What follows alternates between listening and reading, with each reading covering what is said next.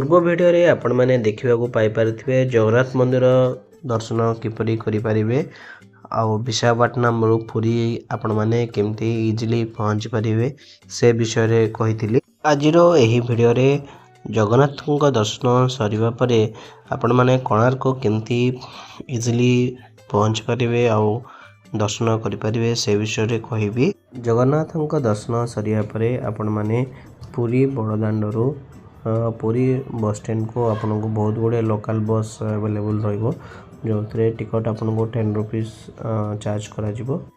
एटा होचे पुरी रा bus stand रे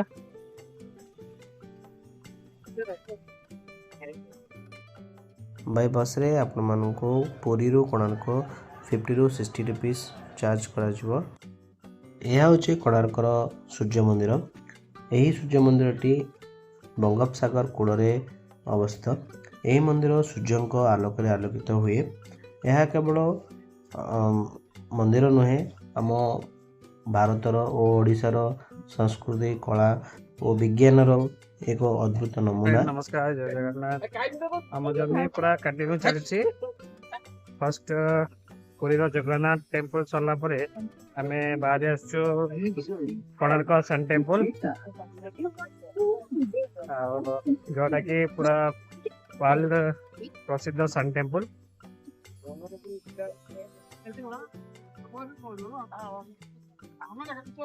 टिकट सेंटर एटा जोटा कि आर्कोलॉजी कोणार्क मंदिर टिकट एठी निया जाय। टिकट प्राइस होची 40 रुपीस जहा कि आपण मन पर हेड 40 रुपीस चार्ज करा जाय। अब ए टिकट आपण को एंट्रेंस रे देखियो पड़िबो।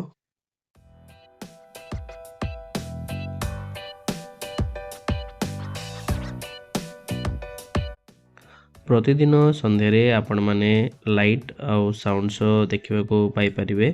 एहा पई आपण मानन को पर हेड 50 रुपीस चार्ज करा जमो और टोटल सीट होची 120। एडा बे क्यू सिस्टम नरे लगा आइसी जोटा कि लोक माने क्यू रे 1 बाय 1 जाउछन देखिया बे एठी आपण मानकर टिकट सबमिट कला परे एंट्री हे करबे। मंदिर एंट्रेंस रे एपरी आपण माने देखियो पारि परिए जहा कि सूर्य मंदिर विषय रे किछि लिखा अछि। आपण जानते कि ओडिसा कोणार्क रो सूर्य मंदिर ओडिसा रो प्रथम वर्ल्ड हेरिटेज साइट रे घोषणा करा जायतिला जहा कि 1984 रे घोषणा होइतिला।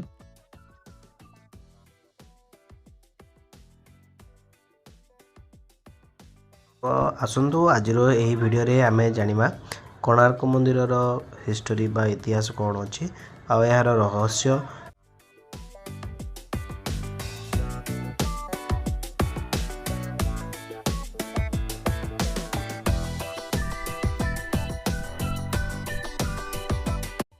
आम भारत में बहुत गुड़े ओल्ड टेम्पल बा पुराना मंदिर सब रही किंतु से सब मंदिर निर्माण केमिति होइछि आज पर्यंत कहीं जानी पारि नांती। सेति मध्यरु कोणार्क सूर्य मंदिर अन्यतम।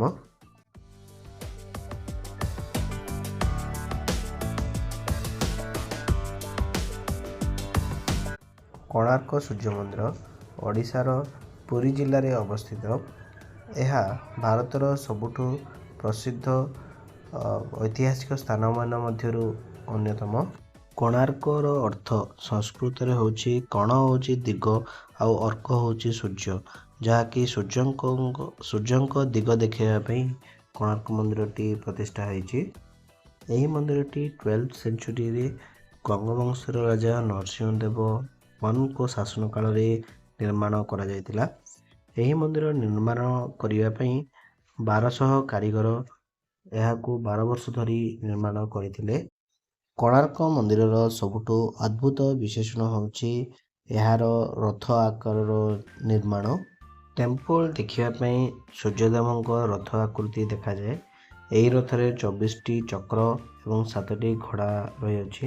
एही व्हील रो ओसार बा रेडियस देखिया पई 3 मीटर रेडियस रहिबो। ଏହି ଚକ୍ର ସାହାଯ୍ୟରେ ସମୟର ଦେଖା ପୂର୍ବ କାଳରେ ସମୟ ଦେଖାଯାଉଥିଲେ। ମନ୍ଦିରଟି ଚାରିପଟେ ସୁନ୍ଦର ଶିଳ୍ପକଳା ଦେଖିବା ପାଇଁ। ମନ୍ଦିର ଚାରିପଟେ ସେତେବେଳର ନୃତ୍ୟ ସଙ୍ଗୀତ ଆଉ ପଶୁପକ୍ଷୀ ଆଉ ସେତେବେଳକର ଜୀବନଶୈଳୀର ଚିତ୍ର ମନ୍ଦିର ଚାରିପାଖେ ଦେଖିବାକୁ ପାଇପାରିବେ।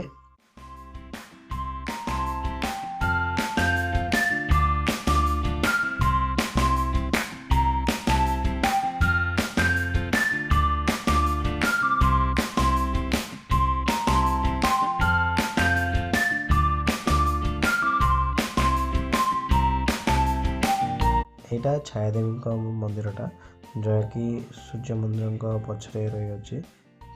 ଛାୟାଦେବୀ ହେଉଛନ୍ତି ସୂର୍ଯ୍ୟଦେବଙ୍କର ପତ୍ନୀ। ବର୍ତ୍ତମାନ ଏହି ମନ୍ଦିରଟିକୁ ଭିତରକୁ ପ୍ରବେଶ କରିବାକୁ ମନା ଅଛି, ବାସ୍ ଚାବି ଦେଇ ରଖାଯାଇଛି।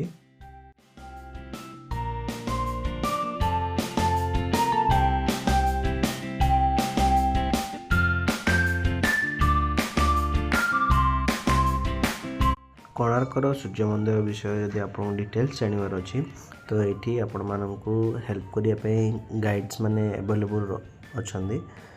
ଆଉ ଏଇଠିରୁ ଆପଣ ଗାଇଡ଼ ହାୟର କରି ସେମାନଙ୍କ ସହ ବୁଲିପାରିବେ ଆଉ ଡିଟେଲ୍ସ ବି ଜାଣିପାରିବେ।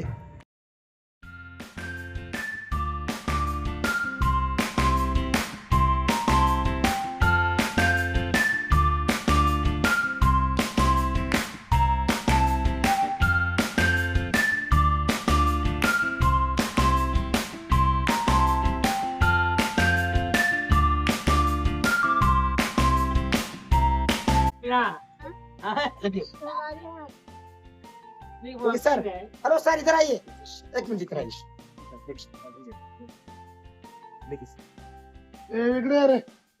देखिए सर एक फॉर्मूला समझिए, फॉर्मूला मेरे फॉर्मूला आपका घड़ी मैचिंग करेगा। ना भी रुकिए, सेंटर ठीक है, सेंटर अरे चका होगा दूसरा स्ट्रोक है 800 8 का मतलब 8 करोड़ एक बार सिंपल सर। ये का सेंटर उधर हो जाएगी सीधे दिन सुबह नीचे सुबह का किरण एक्चुअली को गिरेगा, एक्चुअली का सर इधर आ जाएंगे। ये हो गया 90 डिग्री नजर आ रहा है। ठीक है सुबह 6 रुपए। କୋଣାର୍କର ସୂର୍ଯ୍ୟ ମନ୍ଦିର ନିର୍ମାଣ କାର୍ଯ୍ୟରେ ମୁଖ୍ୟ ଭୂମିକା ଥିଲା ବିଶୁ ମହାରଣା ଏବଂ ତାଙ୍କ 1200 କାରିଗରୀଙ୍କର, ଏବଂ ମେନ୍ ତାଙ୍କ ପୁଅ ମାତ୍ର 12 ବର୍ଷ ଧର୍ମା, ଯାହାକି 12 ବର୍ଷ ବୟସରେ ମନ୍ଦିରର ଶିଖର ଲଗାଇଥିଲେ।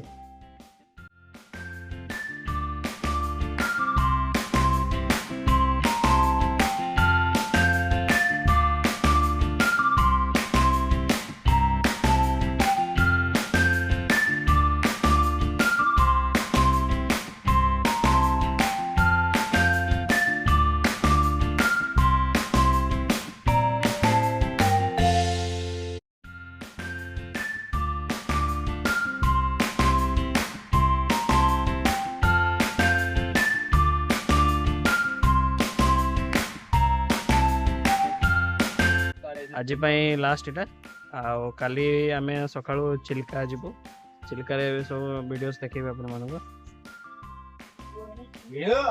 आज पूरा दर्शन हेलानी सरलानी, एक ट्रिपटा बहुत भल लागला।